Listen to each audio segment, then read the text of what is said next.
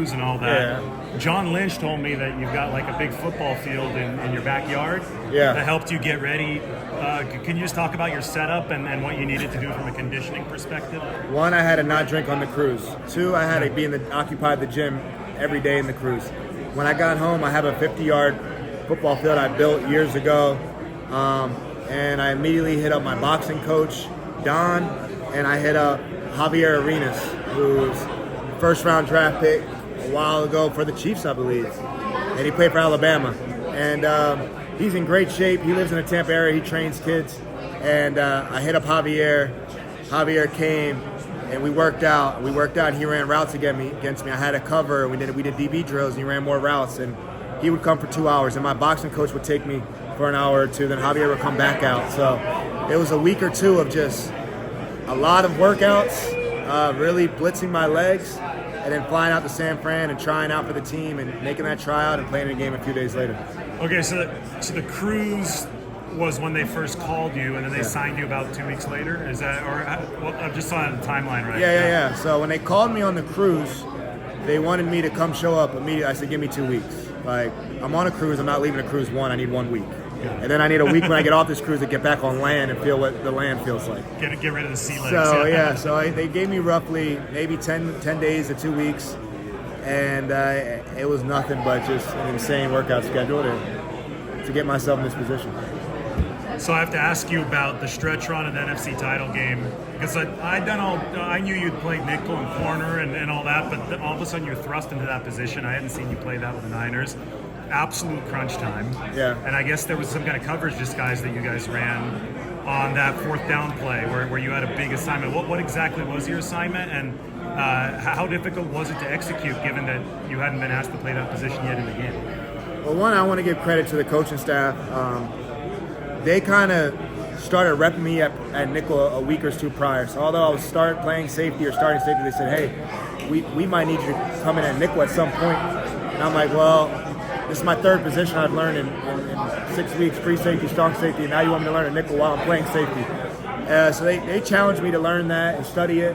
So I was studying it in advance, and if the opportunity came, they wanted to see how I would do in the nickel. They know I played it for years, and so it was like knocking off some rust for me.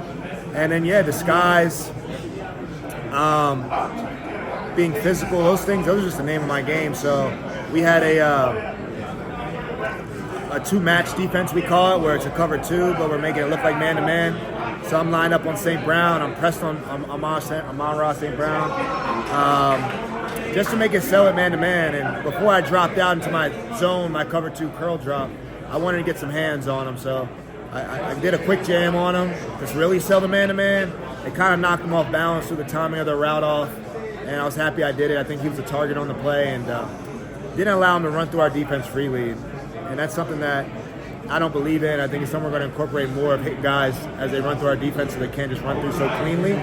We're the best at getting back and establishing our zones and playing sound, but I think getting physical and knocking guys out on our way there is something that we could do, and something I did on that play, and it worked out. And just in terms of defensive cohesion, when you do that, you disrupt timing, and that opens up doors for your pass rush too, right? Exactly. So I think when you have this pass rush, they get there so quickly that you just want to get to your spot, let the pass rush do what it does. The quarterback gets rid of it. You come, you check it down.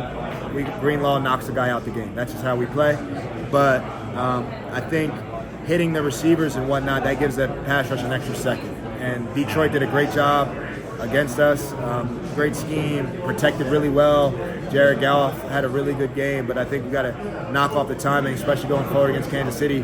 Hold that ball extra second. We know Bosa will get there. We know Chase Young will get there. Hargrave and those guys, Eric Armstead, they'll get there. So we can do a better job on the back end being physical. That extra hitch, right? Yeah, that they have. That's all you need. Ambry mentioned that when you first showed up, there was a secondary defensive backs meeting, and you went out of your way and said, hey, I'm here to help you win a championship. If you guys have any questions, let me know. Have the younger players approached you with questions? And just by extension, what do you remember of that meeting when you first came in and kind of offered up your services? Yeah, I don't know how much these guys watching me play, or I played all on the East Coast, so I haven't played with a lot of guys on this team.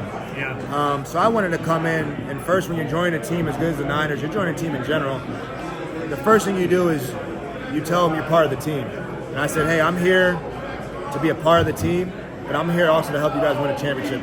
You know, with my play, with my knowledge, whatever you need, I'm here to make you better. If I'm behind you, I'm going to help the starter play better. So whatever that is. So I just try to use all my experience and give it to Ambry, give it to Jair Brown, give it to Demo, Charvarius, whatever. So just kind of tell them, you know, I've had 20-some playoff games in my career, and tell those guys to be themselves and trust themselves and let it go, and mistakes are going to happen.